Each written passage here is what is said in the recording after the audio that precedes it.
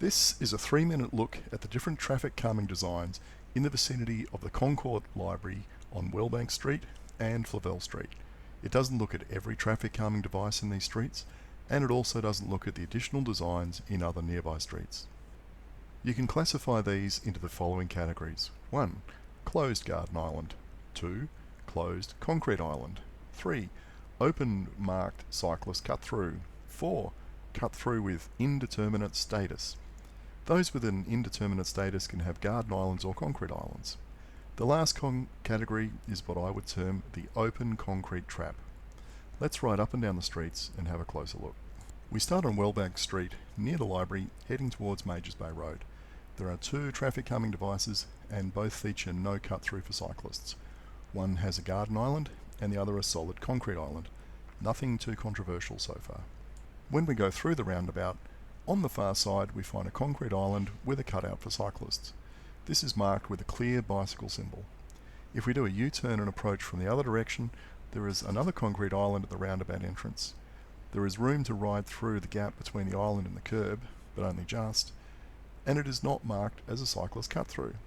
However, if we do a right turn into Flavelle Street and then approach the roundabout from the north, we find yet another concrete island, but this one has a wider cutout marked with a clear bicycle symbol. When we exit the roundabout heading south on Flavelle Street, there is a concrete island and a cut-through marked with a very faded bicycle symbol. Just a few metres beyond this is a speed bump of sorts, and there is also a cut-through that is wide enough to ride through. However, this one is entirely unmarked by any symbology. It certainly makes sense to ride through this cut-through, but I'm not sure if that is what the council engineering team intended.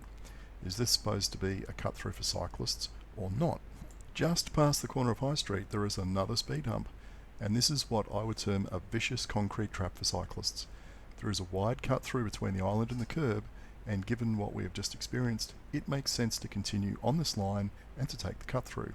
However, at the far end of the cut-through there is a solid concrete curb that would not be out of place in a tank trap that will bring anyone using this crashing to the ground.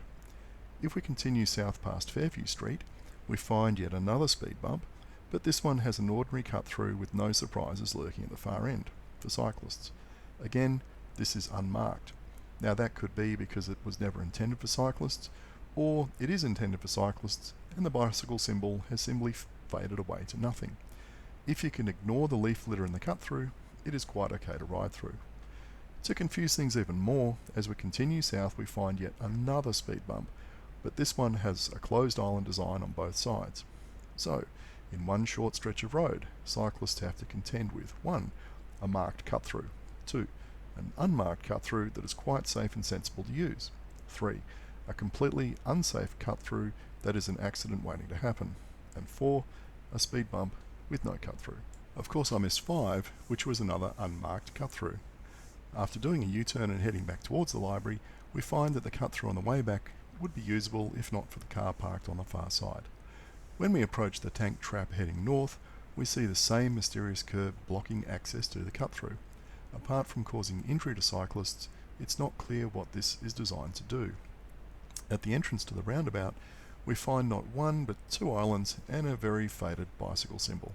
I'm not entirely sure what the purpose of this little cut-through is for, but I take it to see what it does. I'm still mystified now. Now let's head towards Majors Bay Road and see if we can find an open cafe. On the way, we find yet another speed bump, but this one has garden islands almost all the way to the curb. As we approach the final speed bump, we see why cut-throughs are so attractive to cyclists. It's because drivers in a hurry will often squeeze past as they overtake and race to get to the speed bump first. Some leave the overtaking a bit late and try and squeeze onto the speed bump with a cyclist on it as well. This is a very uncomfortable thing. This driver shows why cyclists will generally take a cut-through if it is offered, whether it is marked or not. Most of the time, that's the best thing to do, unless the council has installed a tank trap at the far end. Now, let's count up all the various designs we have just ridden through. No cut-through, 6 examples. Marked cut-through, faded or clearly visible, 3 examples. Uncertain narrow design that doesn't look usable, but doesn't mean someone won't use it, 1. Unmarked but quite usable cut-through, 3. And then tank trap, 1. So, with this plethora of completely different designs in the space of a few hundred metres, I hope you can now see how it's quite easy to confuse a cyclist and lure them into a deadly tank trap.